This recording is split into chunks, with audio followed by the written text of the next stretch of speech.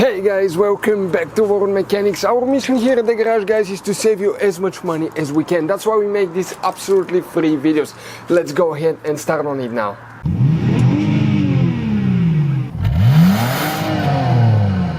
So let's start on it now. So if you guys have a Dodge Ram that does not recognize the key, the first thing that you need to check, we need to check two fuses. Practically they're for the RF hub, that's the radio frequency hub that detects the key, guys. Okay, two fuses will need to be checked. Then we'll explain what else need to can cause that. Let's go ahead, open the hood, and here is under the hood on the driver's side. That's your car battery. In front of it is the main fuse box. Press these two tabs at the same time, leave that cover. Underneath you'll find the main engine fuse box with a layout like this one. Before we continue, let's explain quickly why it's always a good idea to test fuses and relays. Guys, it's very important to always test your fuses and relays. Why? Sometimes you may think you have a good fuse, guys. It's hard to tell. Look at those fuses, right? And sometimes, okay, you pull the fuse. Okay, I'm going to get the fuse puller and I'm going to remove one fuse. I want to show you on that 20 amp fuse. Sometimes it's very unclear if that fuse is burned or not. You may not clearly see it. So always, guys, test them, because if you don't test the fuse, you assume it's good. You end up spending money, time and diagnostics for problems that do not exist, guys. So you can just waste your money and time. Always test your fuses, always test relays.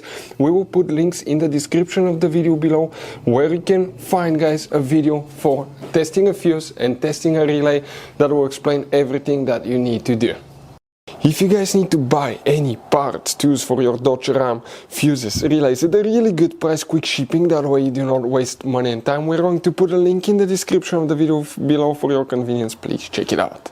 So here, guys, we need to check two fuses. Please, guys, make sure to stay until the end. We want to give you one quick advice, that way you don't end up being stuck in the middle of nowhere like it happened to us, guys. If we come in that row of fuses, we need to check fuse number 51, so that's 51. Right here, and 52. These two fuses will need to be checked if your Dodge Ram does not recognize the key.